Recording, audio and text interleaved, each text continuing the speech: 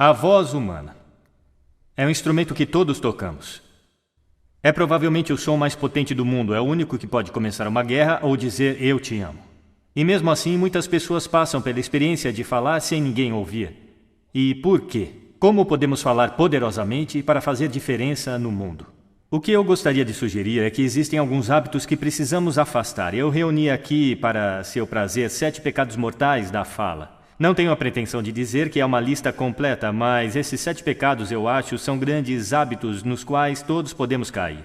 Primeiro, fofoca. Falar mal de alguém que não está presente. Não é um bom hábito e sabemos muito bem que a pessoa que fofoca, 5 minutos depois, estará fofocando sobre nós. Segundo, julgar. Conhecemos pessoas como nessa imagem. É muito difícil escutar alguém se você sabe que está sendo julgado e condenado ao mesmo tempo. Terceiro, a negatividade.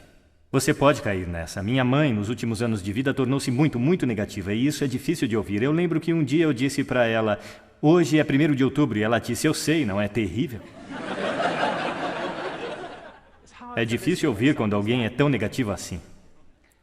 E outra forma de negatividade é reclamar. Bom, essa é a arte nacional do Reino Unido.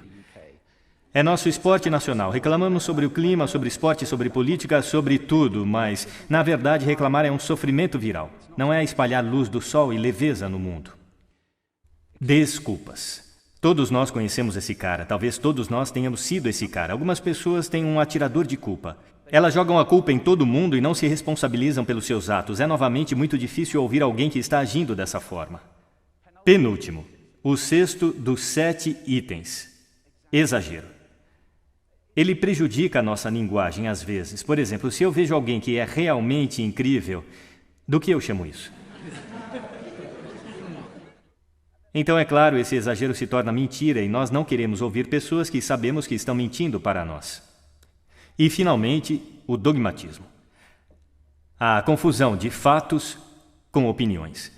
Quando essas duas coisas se confundem, você está ouvindo na direção oposta, alguém está bombardeando você com suas opiniões e como se fossem a verdade. É difícil. Então aqui estão eles, os 7 pecados mortais da fala. São coisas que eu acho que precisamos evitar. Mas há uma forma positiva de pensar sobre isso? Sim, existe. Eu gostaria de sugerir que há 4 bases, fundações, sobre as quais podemos ficar se queremos que o nosso discurso seja poderoso e para fazer a diferença no mundo.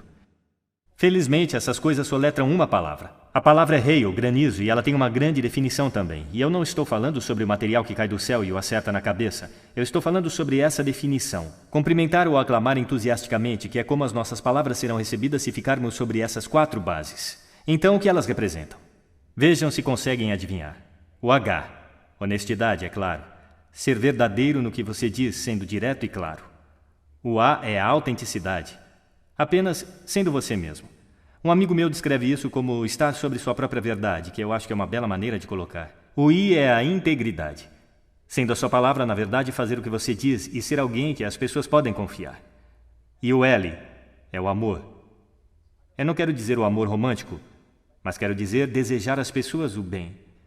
Por 2 razões. Primeiro, acho que a honestidade absoluta não pode ser o que queremos. Meu Deus, você está tão feia esta manhã. Talvez isso não seja necessário. Temperada com amor, é claro, a honestidade é uma grande coisa. Mas também, se você está realmente desejando bem a alguém, é muito difícil julgar ao mesmo tempo. Eu nem tenho certeza de que você pode fazer as 2 coisas simultaneamente. Então, hail.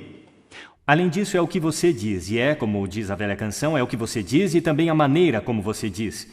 Você tem uma caixa de ferramentas surpreendentes, é um instrumento incrível, e ainda assim esta é uma caixa de ferramentas que poucas pessoas já abriram. Eu gostaria de remexer um pouco lá com você e só puxar algumas ferramentas que você pode gostar de usar e que vão aumentar o poder da sua fala. Registro, por exemplo. Agora, registro de falsete que não pode ser muito útil na maioria das vezes, mas há um registro no meio. E eu não vou ser muito técnico sobre isso com qualquer um de vocês que são treinadores de voz. Entretanto, você pode colocar a sua voz. Então, se eu falar aqui pelo meu nariz, você pode ouvir a diferença. Se eu descer aqui na minha garganta, que é onde a maioria de nós fala, a maior parte do tempo. Mas se você quer peso, você precisa ir até aqui no peito. Você ouve a diferença?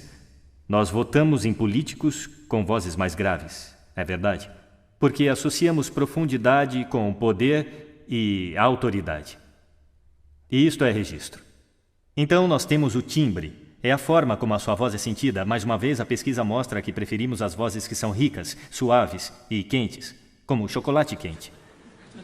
Bom, se você não é assim, isso não é o fim do mundo, porque você pode treinar. Contrate um treinador de voz. E há coisas incríveis que você pode fazer com respiração, com postura e exercícios para melhorar o timbre.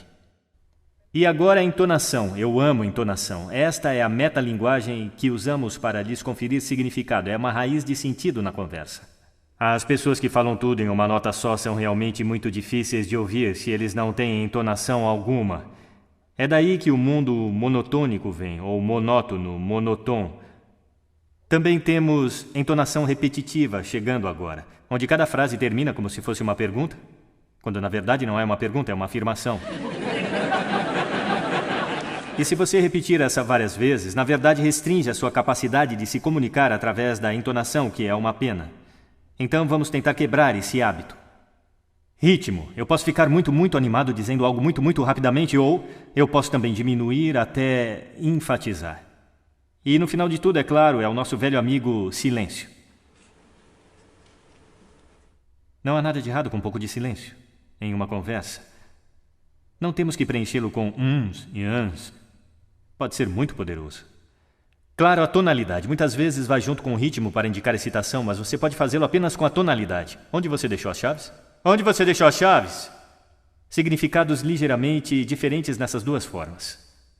E, finalmente, o volume. Eu posso ficar muito animado usando volume. Desculpe se eu assustei alguém, tudo bem? Ou eu posso fazer vocês realmente prestarem atenção ficando bem quieto. Algumas pessoas irradiam o tempo todo. Tente não fazer assim. É chamado de sodcasting. Isto é impor o seu som às pessoas ao seu redor sem nenhuma consideração. Não é agradável. Naturalmente, onde tudo isso entra em jogo, acima de tudo, é quando você tem algo realmente importante para fazer. Pode ser num palco como este, dando uma palestra, pode ser propondo casamento, pedindo um aumento, discursando em um casamento, seja o que for. Se é realmente importante, você deve isso a si mesmo. Olhar para esta caixa de ferramentas e o motor que vai funcionar, e nenhum motor funciona bem sem ser aquecido. Aqueça sua voz. Na verdade, deixa eu mostrar como fazer isso. Será que todos podem ficar de pé por um momento? Eu vou mostrar os 6 exercícios de aquecimento vocal que eu faço antes de me apresentar em cada palestra. Sempre que forem falar com alguém importante, façam isso. Primeiro, braços para cima, respiração profunda e inspirem. Assim. Mais uma vez. Muito bom. Agora vamos aquecer os nossos lábios. Vamos para... Muito bom. E agora... Igual quando você era criança. Agora seus lábios devem ganhar vida. Vamos fazer o seguinte com a língua, exagerando. Lá. Lindo, estão ficando muito bons nisso. E em seguida agora enrole uma... É como champanhe para a língua. Por fim, eu só posso fazer um. Os profissionais chamam isso de sirene. É muito bom. Começa com o I e vai para o O. O I é agudo e o O é grave. Então você vai...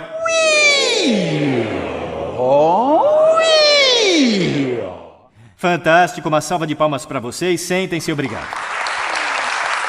Da próxima vez que falarem, façam isso com antecedência. Agora deixe eu colocar isso no contexto para fechar. Esta aqui é uma questão séria. Este é o lugar onde estamos agora, certo? Não falamos bem com pessoas que simplesmente não estão ouvindo num ambiente que tem muito ruído e acústica ruim.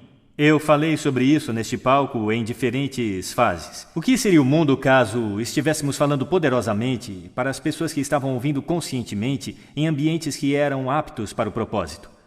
Ou, para fazer isso um pouco maior, o que o mundo seria caso estivéssemos criando e consumindo sons conscientemente e projetando todos os nossos ambientes para o som de forma consciente? Isso seria ótimo. Seria um mundo que soa bonito e aquele em que o entendimento seria a norma. E essa é uma ideia que merece ser espalhada. Obrigado. Obrigado.